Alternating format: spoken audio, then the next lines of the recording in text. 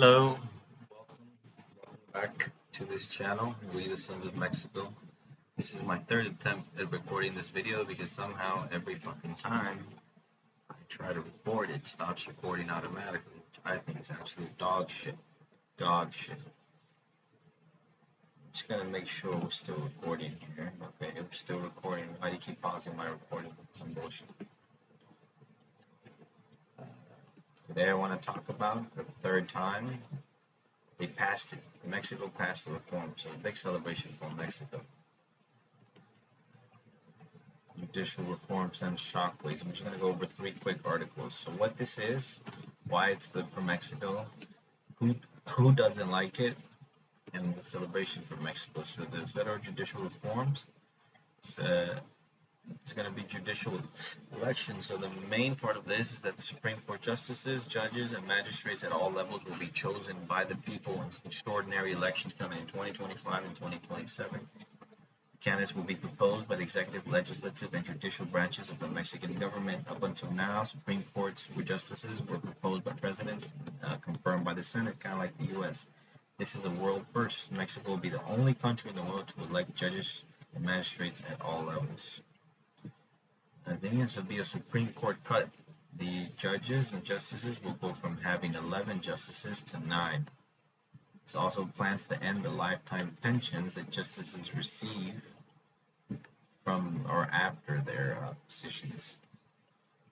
There's a new watchdog. They're going to eliminate the Federal Judicial Council and they're going to create the administrative body that will be a judicial disciplinary tribunal. It will investigate judges' performance and may refer potential criminal cases to the public prosecutor and request impeachment of some of these judges. Now they also introduced the faceless judges policy because a lot of crime is very prevalent and it's the tentacles, the octopus tentacles of these criminals and cartels just stretch out to every and all parts of Mexico. With this, they will be creating anonymous judges that will be used to safeguard the security and identities. That way the cartels can't kill you. Let's see who doesn't like it. I find it very captivating that these lawmakers met together in a gymnasium when protesters blocked their congressional meeting room. It was a wave of protest. They did not let them through. They said, nope, you're not going to do this. They thought that would fool the plan, but nope. These lawmakers are committed to Mexico, and that's a very honorable and respectable thing, and a quality to have of any lawmaker and any public servant.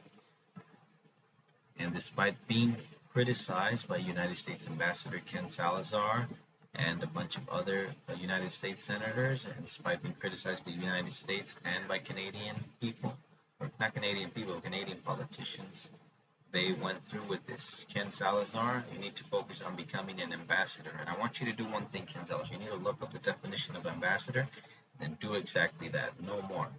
You are not a political leader in Mexico. Do not make decisions in Mexico. You are not an advisor, you are an ambassador. Thank you, Ken Salazar. To all the other senators, United States senators trying to poke their head in this, focus on your states, focus on our United States. Do not focus on Mexico. This is not going to be a business. I don't know about Canada. Fuck Canada, you know. Well, I don't say fuck Canada. Canadian politicians. This has sparked nervousness amongst investors. I'll tell you one thing. The only thing investors are worried about is not paying their fair share of taxes. So these legislators took the first steps despite being blocked. They met at a nearby gym and they managed to get this. And they managed to, secure a win. So I think as we go forward, I will try to report more and more on this. We will see more news about Mexico coming in, but I think Mexico is going in the right direction.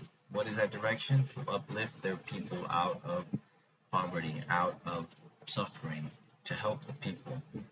For 30 years and even longer, Mexico suffered at the hands of corrupt politicians. Public taxpayers or public funds, money of Mexico, was dispersed among the richest and the elites, the politics at the top. Politicians gave it to their friends. They made construction projects that somehow were never finished. And for now, for the first time in 30 years, with Andrés Manuel López Obrador, there is a radical change happening. There is public works, public assistance. The people of Mexico are actually benefiting from having a government for the first time in 30 years. Let that sink in. Think about you. You today in the United States. Do you benefit from having a government? That is your week's homework, and write it down. Put it in the comments. Do you benefit from having a government? If you have a question, you got a comment, something in your mind, just send me a message. And if you don't like this fucking video, don't like and don't subscribe. And with that, further ado,